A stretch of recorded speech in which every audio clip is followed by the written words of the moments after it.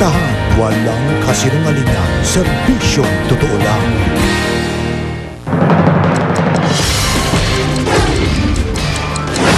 Nag-iisang naka-jackpot ng mahigit 741 million pesos sa loto. Hindi pa kinukuha ang kanyang premyo. Winning combination. Computer lang ang bumili. Lotto outlet kung saan tumaya ang bagong milyonaryo. Biglang sikat. May matatanggap ding porsyento mula sa jackpot. Reporter, napagkamalang nanalo sa loto. May fan page na. LPG, tataas ng 3 piso kada kilo simula mamayang hating gabi. Masusundan pa raw sa mga susunod na linggo. Dating pulis na nakulong dahil umano sa pagsira ng mga ebidensya sa Visconde Massacre. Nakalaya na. Mga tindera sa mga pinasarang palengke sa Balintawak dahil sa botya. Umaabilang payagan silang makapagtinda ngayong magpapasko. Exclusive. Buntis na tinangka umanong patayin ng 2 pulis sa Laguna. Nakunan, desidido pa rin ituloy ang kaso. Mahigit 65,000 pesos na naiwan ng pasahero. Isinauli ng taxi driver. Sexy pictures ni Regine Velasquez sa kanyang album. Hindi raw nagustuhan ni Ogie Alcacid. At Marian Rivera. Excited daw na makatrabaho ang child wonder na si Jillian Ward.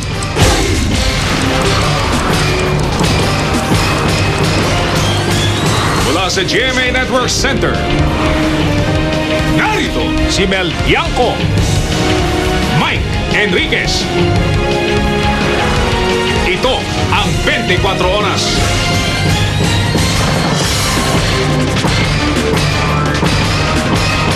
Magandang gabi po.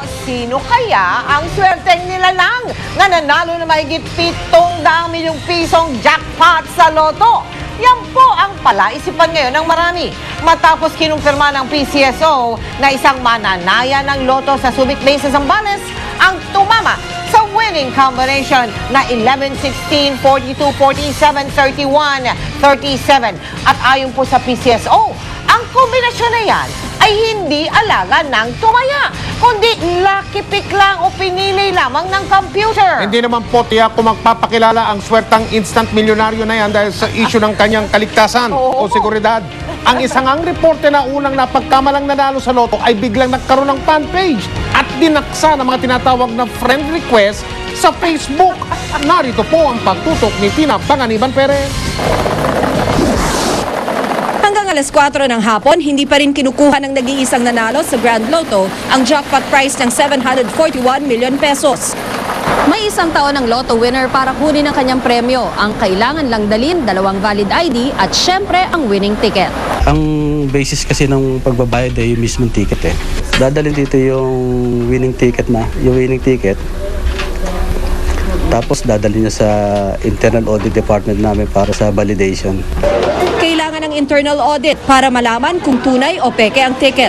Para sa kaligtasan ng lahat ng mga tumataya at ng winner, payo ng PCSO, Dapat sa authorized lotto outlets lang sila tataya. Huwag silang matakot na mag-claim ng price nila dito sa PCSO kasi dito sa PCSO, protected yung identity nila.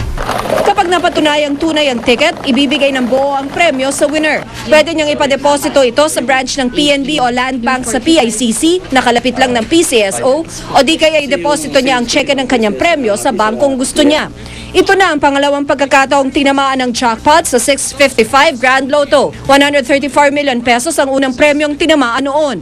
Patakaran ng PCSO na huwag ipaalam sa publiko kung sino ang winner para na rin sa kanyang proteksyon.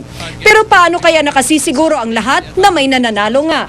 Normally, dadalhin sa office of the GM or the chairman. May mga documents kasi pipirmahan yan. Magkaroon man ng photo ops, doon na lang sa office ni chairman yun para parang ebidensya na talaga mayroong nanalo, pero confidential pa rin yun. Pero minsan, hindi maiwasang may kumalat na maling impormasyon tungkol sa identity ng winner. Kagabi, kumalat sa social networking site na Twitter na ang nanalo sa Grand Lotto 655 draw ay isang Miko Morelos. Sa tweet kasi ng Inquirer, nakakabit ang pangalan ni Miko sa storya tungkol sa nag-iisang Grand Lotto winner. At dahil sa kalituhan, may fanpage na siya sa Facebook at dumami ang kanyang friend requests. Pero nilinaw na ng Inquirer na hindi si Miko ang nanalo, kundi siya ang reporter na gumawa ng storya. Dahil tinamaan ng 741 million peso jackpot, balik 30 million pesos ang jackpot prize sa 655 Grand Lotto. Habang hindi tinatamaan ng premyo, pataas ng pataas ang jackpot, depende sa dami ng tumataya. Mahigit sa kalahati ng taya ang mapupunta sa jackpot at 30% naman sa kawang gawa. Tina Panganiban Perez, Nakatutok, 24 Oras. At kung ang nag-iisang nanalo sa Grand Lotto ay naging instant milyonaryo, ang outlet sa Subic kung saan siya tumaya ay instant sikat din naman ngayon. Maaambunan din po ng swerte yung nagpanalong outlet na yun dahil makatatanggap yun ng kalahating milyong piso mula sa PCSO. Nandun po live si Michael Pahatin. Michael. Mike, maraming ang kuro-kuro kung sino at ano ang katauhan nitong Grand Lotto multimillionaire na nakasungkit ng pinakamalaking jackpot sa kasaysayan ng PCSO. Pero isa lamang ang tiyak, dito sa Lotto Auto sa aking likuran, tumaya ang pinakamaswerteng nilalang na magpanggang sa ngayon ay hindi pa raw nagpaparamdam. Pistula ng tourist spot ngayon ang Lotto Outlet na ito kung saan tumaya ang nakakuha ng 741.1 million peso jackpot sa Grand Lotto 655. Nasa loob ng SBMA Royal Subic Mall ang outlet na ito na magmamayari ng pamilya Garcia. Anong pakiramdam? Masaya na hindi mo maintindihan eh. Halong mixed emotion yun eh. Kaba, masaya ka na hindi mo maintindihan na ninenervyos ka. Yun ang feelings namin. Lunes daw sa pagitan ng alas 11 ng umaga at alauna ng tanghali nang tumaya ng Lucky Pick ang Grand Lotto winner. Mahirap daw tansyahin kung sino ang maswerteng instant multimillionaire na ito. Sa loob kasi ng Subic, sari-sari ang mga tumataya. May mga trabahador, residente, at karamihan ay mga turista at bisita. May possible na turista yon kasi hindi namin alam kung ano talaga. But nung weekend na yon, I think nung isang araw, long weekend holiday. So marami talaga kaming bisita dito sa Subic. That's why yung tumaya sa kanila, I think nag more than double. Sa dinami-dami nga naman ng tumaya sa pag-asang swertihin, ang mga tao na nadaraanan ng swerting outlet, hindi mapigilan na tumaya at umasang suswertihin din. Napansin ko, nasa armored car kayo eh. Hindi naman ito yung 740 million ano? Hindi naman, sir. Hindi naman? Hindi naman. Anong pakiramdam na itong mismong Lotto outlet na nandito na malapit kayo, ito yung nagpatama ng 740? Tumataya ko ba rito? Yes, sir. Proud kami dahil dito nga nanalo eh. Baka naman ikaw yung tumama, hindi ka nagkasalita. Hindi pa eh. Malas nga hindi tumaya eh. Baka naman ikaw, medyo tahimik ka eh. Hindi nga po, sir eh. Dahil di rin nakataya eh. Sa tansya mo ba, sino yung tumamang yun? Napakaswerteng tao nun. Yung tumama na yun, sir. Sana gagamitin niya sa mabuting paraan yung mga panalo. Tumataya ka ba dyan? Hindi ako mataya dyan, sir. Hindi ka tumataya? Bakit? Hindi ka sigurol? Ay, hindi. Hindi ka talaga mananalo, hindi ka pala tumaya eh. Hindi ako nanalo eh. Hindi ako tumataya eh. Ano ka mananalo, hindi ka tumataya? Kaya ka eh. Kayo ba'y nang-aali-aligid kayo rito? Wala kayo napansing parang gusto nang isurrender yung ticket o naman? Gusto magparamdam na magpasalamat dito na siya nanalo, mga ganun. Wala naman po. Medyo inaabangan nga namin para makahingi ng konting ambon.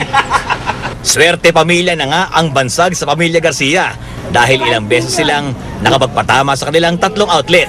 1999 nang magpatama ang isa nilang outlet ng 62 million. Year 2000 naman, 27 million. 17 million noong 2004 at dalawang tig 5 million kamakailan lang.